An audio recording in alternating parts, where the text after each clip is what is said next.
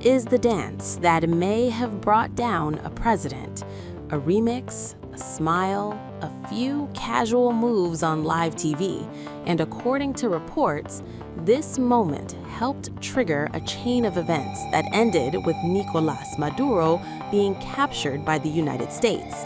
At the time, tensions between the U.S. and Venezuela were already high. The U.S. had just carried out a strike on a Venezuelan dock, saying it was connected to drug trafficking. So emotions were running pretty hot. And then, just days later, Maduro goes on TV and dances, smiling, relaxed, bouncing to the beat of a song that says, "No crazy war." For the Trump administration, this didn't look like optimism. It looked like mockery, like Maduro was saying, the U.S. won't actually do anything serious. And here's the key point.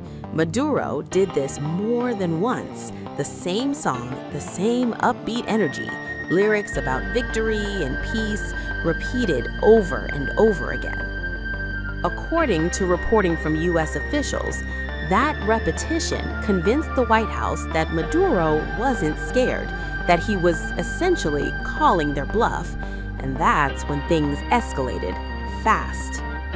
Within days, an elite U.S. military team launched a midnight raid in Caracas. Several Venezuelan military sites were destroyed, and both Maduro and his wife Cilia Flores were detained, flown to New York, and charged with crimes including narco-terrorism conspiracy and cocaine importation conspiracy. In custody, Maduro reportedly stayed calm. He even posed with a thumbs up before being transferred to a detention center in Brooklyn, where he and his wife are now being held. And then, Trump announced something big.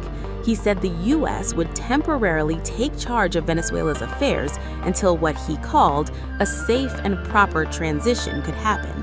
But there was another layer to this: oil. Trump talked a lot about Venezuela's oil sector, saying American companies would step in, invest billions, and rebuild the country's crumbling infrastructure. Meanwhile, U.S. officials had someone in mind to help stabilize the government: Vice President Delcy Rodriguez, who had already been managing Venezuela's oil policy. So when you zoom out, this story isn't just about a dance. It's about symbolism, power, perception, and the way one public moment can tip already fragile geopolitics into something much bigger. Because sometimes it's not the speech, not the policy memo, not the military parade. It's the moment someone looks like they're not taking you seriously. And for the Trump administration, that moment was a dance. Subscribe to One India and never miss an update. Download the One India app now.